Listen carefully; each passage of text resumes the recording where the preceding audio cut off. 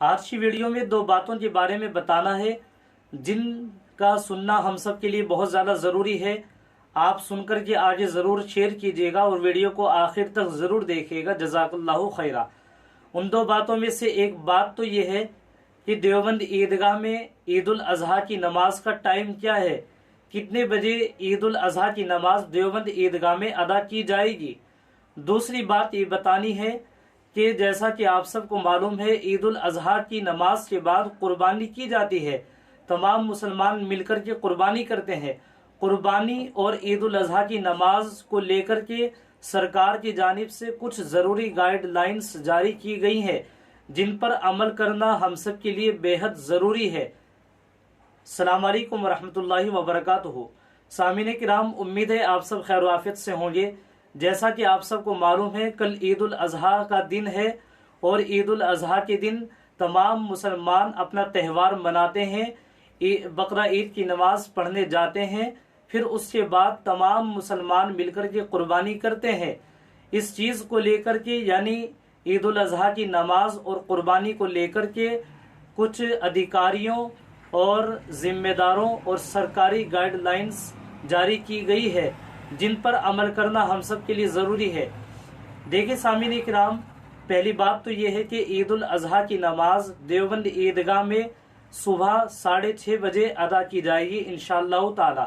اس لیے ہم سب لوگ وقت پر پہنچنے کی کوشش کریں، اس لیے کہ سرکار کی جانب سے گائیڈ لائنز یہ جاری کی گئی ہے کہ کوئی بھی ویکتی، کوئی بھی انسان سڑک پر نماز ادا نہ کرے، سڑک پر نماز ادا نہیں کی جائے گی۔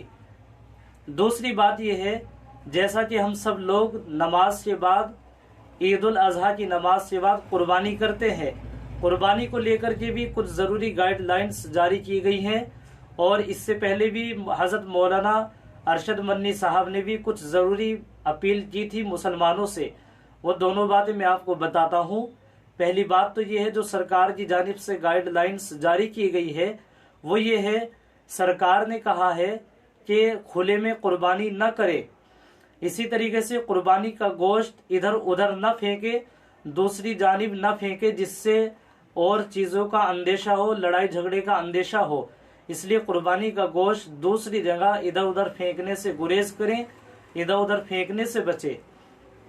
اسی طریقے سے سرکار کی جانب سے یہ گائیڈ لائنز جاری کی گئی ہے کہ قربانی جو ہم لوگ کرتے ہیں اس کی صفائی کا بہت زیادہ اہتمام کریں، بالکل صاف ستھرائی رکھیں۔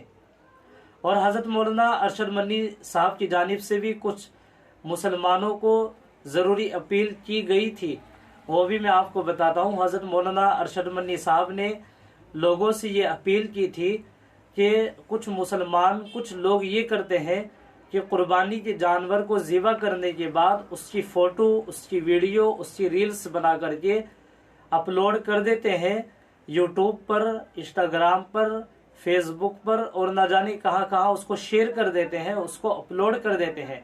تو آپ نے یعنی حضرت مولانا ارشد منی صاحب نے یہ لوگوں سے اپیل کی کہ خدا کے واسطے ایسا نہ کریں، یہ نہ کریں، اس لیے کہ جو ہم لوگ قربانی کرتے ہیں اس کا مقصد صرف اور صرف اللہ کی رضا ہے، اللہ کو دکھانا ہے، اللہ کے واسطے قربانی کرنی ہے۔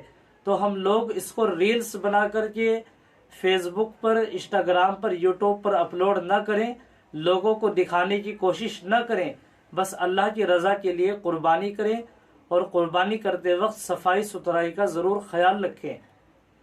آپ حضرات اس ویڈیو کو آخر تک ضرور شیئر کیجیے گا اور لائک بھی ضرور کیجیے گا۔ السلام علیکم ورحمۃ اللہ وبرکاتہ۔